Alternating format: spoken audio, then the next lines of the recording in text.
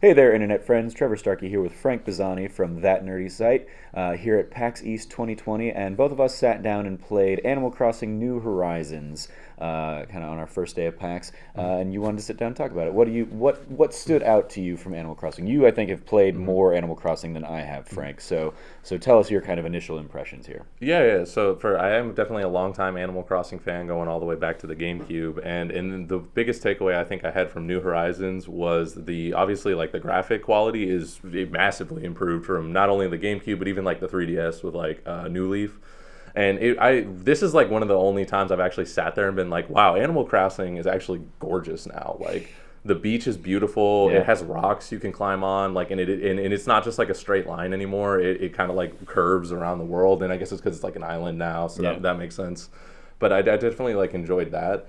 And the biggest takeaway I kind of saw and the other things I enjoyed is it just seems like it's Animal Crossing, but there's nothing but like 100% of like new quality of life improvements on like what was there. Yeah, so the demo we played was kind of exploring the multiplayer aspects, where you had kind of one leader on the island, and then the other three characters were playing as followers. And basically, it was the way they've had the demo set up here at PAX is one Nintendo representative is kind of guiding the demo. Along with three players, and throughout your, say, 20 minutes with the game, you kind of take turns being the leader. The kind of Nintendo rep for my demo kind of kicked us off and let us kind of wander around a little bit. The way the leader works, the way the What's Good Games described it during their panel was, was it? No, it was IGN that described it this way, I guess. You kind of like teleport along with the leader. Style. Yeah, Nightcrawler style is how they described it.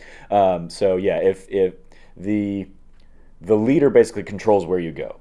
You are at the whim of the leader. If the leader runs away, you fall off the screen, you will just poof back into existence somewhere near the leader as they move around. You can still kind of interact with the world. You can, if you've got like a shovel, you can dig holes. If you've got an axe, you can chop wood and stuff. You can shake trees and get fruit down from the tree. But you are much more limited as a follower in that you're basically you can kind of cycle through whatever tools you have equipped, but you can't select from the menu very easily. So in my demo in particular, like a butterfly came on the screen and I was like, oh, I have a net, let me try and catch it. Oh, but the net was like the last item in the rotation. So by the time I got back around to it, the butterfly had flown off and I was like, well, poop. So I found that to be a little frustrating, and it kind of reinforced that this is not a game I'm going to plan on playing multiplayer. Yeah. But to your other points, this very much was Animal Crossing. That's kind of like how I walked away from it. I'd played the GameCube Animal Crossing. I haven't really kept up with the series since then, but I really still like it felt familiar, it felt fun and enjoyable and charming. It had all that, like everything I would expect from an Animal Crossing game. And certainly when you are the leader, you have a lot more control. You can actually go into the menu. You're obviously controlling where you and your party go. Did you get to do anything fun as the leader when you were playing? A little bit. So yeah, when I kind of jumped in, our demo, and it's funny because like the different people I've talked to, we've had like wildly different demo experiences depending on whoever did your demo. But our demo person was super nice, but she was just like super hands off. Like, okay, immediately it started and we walked out of the town hall. And it's like, all right, who wants to be the leader? Yeah. Like, we didn't do anything. They didn't lead at all. Like, or even they were like, there's a leader, and you kind of have more abilities. Like, I don't even think it was like completely explained. It was just like, who wants to be the leader? Yeah, the leader basically can like shake their controller. They wave, their character waves, and then whoever else wants to take over as leader just pushes A, I think, and they take over, and they suddenly they now have the access to the menu for their items and all that stuff. So they have the control. And then if they want to hand it off, they can shake their controller and does the same thing. So you just blew my mind though, because I didn't know that was a mechanic. Oh, you didn't catch how did you guys change? So you can pull up like an iPhone type thing that has like apps, and you have to call and say like, I want to call a resident, and it goes, no, you're full, and then it goes, do you want to do anything else? And then it gives you a menu, and it says like switch leaders, it like you pick whoever is the new leader. Like that's how we did it. Well, I guess there are multiple ways to do things, but that was how we did it. It was just you shake the like it reads the motion control in there, and they wave, and everybody else gets little prompt bubbles to say, who wants to be the leader? Press A, and somebody takes it. But yeah, that does bring us to you've got the Nook phone that you can go into, and kind of you have your multiple apps. You've got like one of the big ones they're touting, of course, is going to be Nook Miles, where you can there are like a series of little objectives that you can do. Like some of the ones I saw was, you get badges or whatever, and you collect Nook Miles for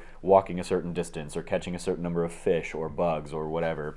And those Nook Miles can then be used to purchase items from the store, or to purchase like excursions to the mystery islands, where you basically get to go to like randomized maps and stuff and collect resources. And so it seems like a new form of currency in addition to the bells that you'll also be using to purchase things throughout the island. You also can get access to your map there in the phone. I didn't remember all the other ones. I think that's where you can probably go and change. You can probably change your like attire and stuff in there or something like that. I think you can, because I think I saw them do that, but like the only thing we did in the phone was just like swapping characters or leaders. But I think you can just pop it open and like change clothes on the fly. Yeah. Oh, I wonder if that person who was leading that demo ever realized, there's an easier way to do this. I don't think so, now that we're talking about it, but like that's just that again, it just shows how like wildly varied the demos are. Yeah.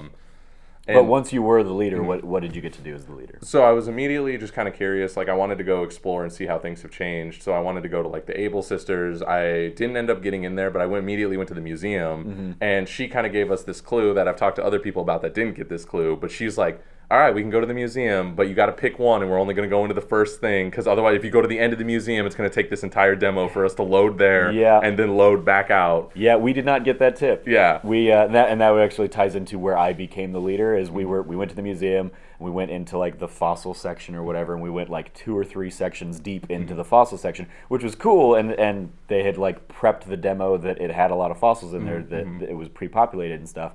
But yeah, they made me the leader when we were in the back of the museum, basically, and I spent like the first 2 minutes of me being leader just like leading us back out of the museum. So just load screens. Yeah, little load screens. They weren't like egregious or whatever, but it was like in the confines of a 20-minute demo. I talk about this in my preview piece a little bit.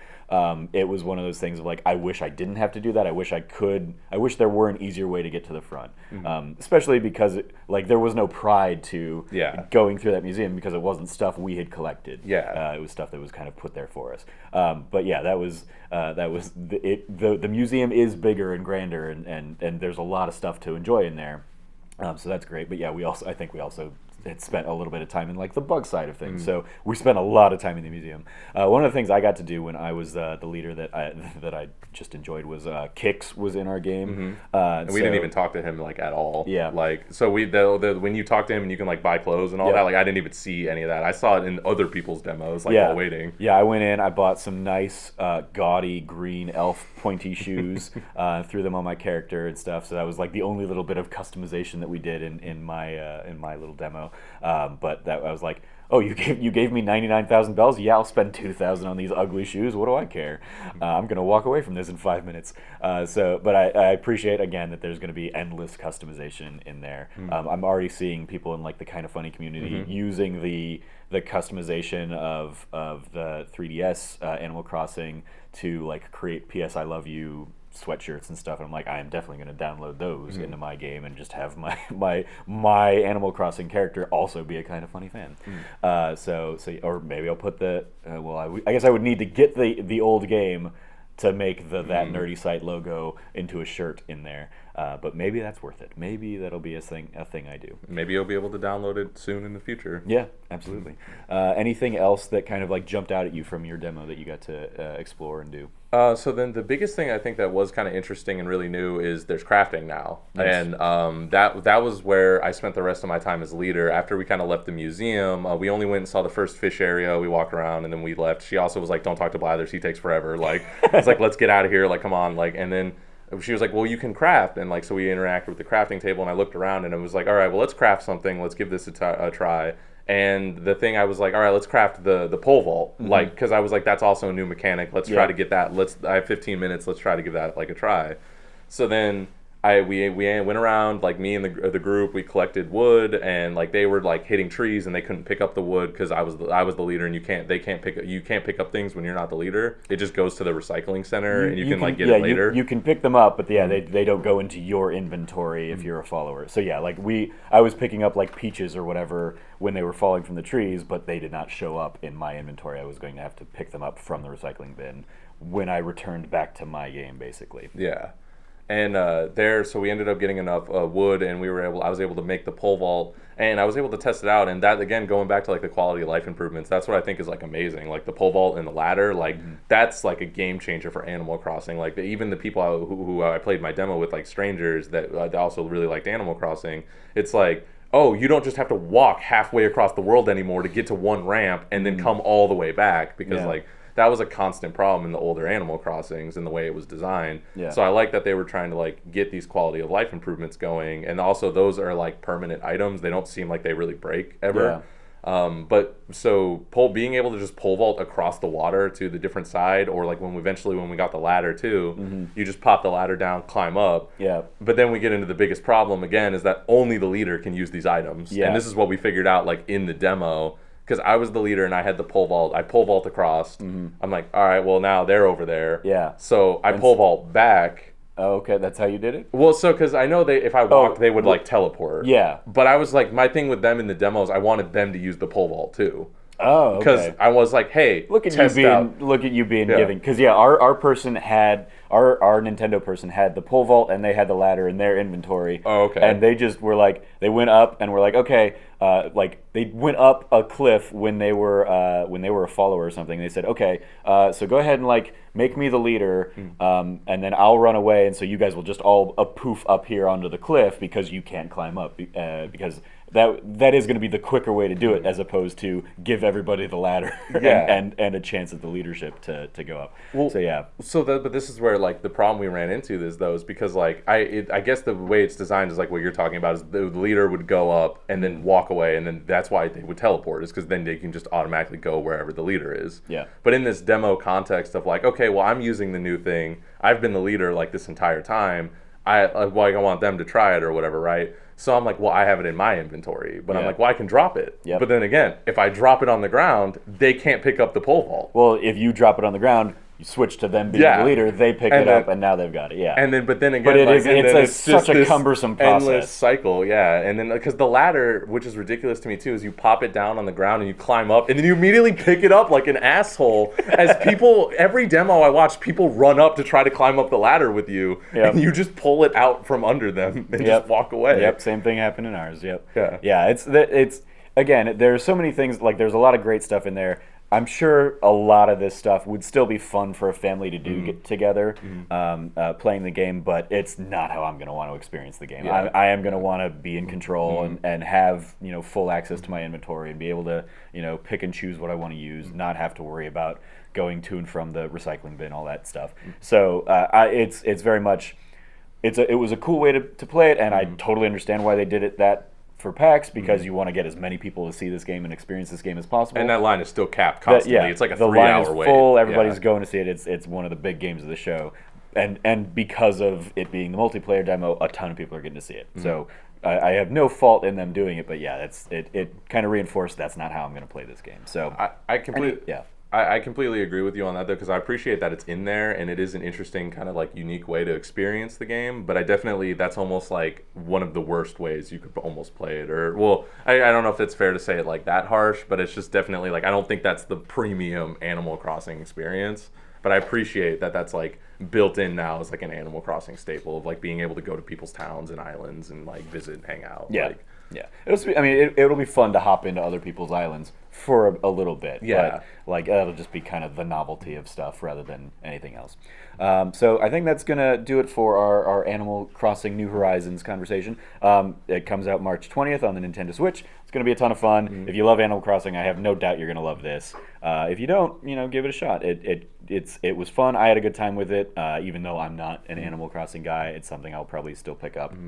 Just because it's a very chill and relaxing game. Exactly. So no stress, especially in contrast with Doom Eternal, which I'll also be playing, I'm sure. Yep. So that's going to do it for our Animal Crossing New Horizons thoughts. I've got a full piece up on the website you can find over at thatnerdysite.com, kind of written preview for it to go along with this video one. So check that out as well as all of our other PAX East 2020 coverage. Thanks for tuning in. As always, stay nerdy and be good to each other.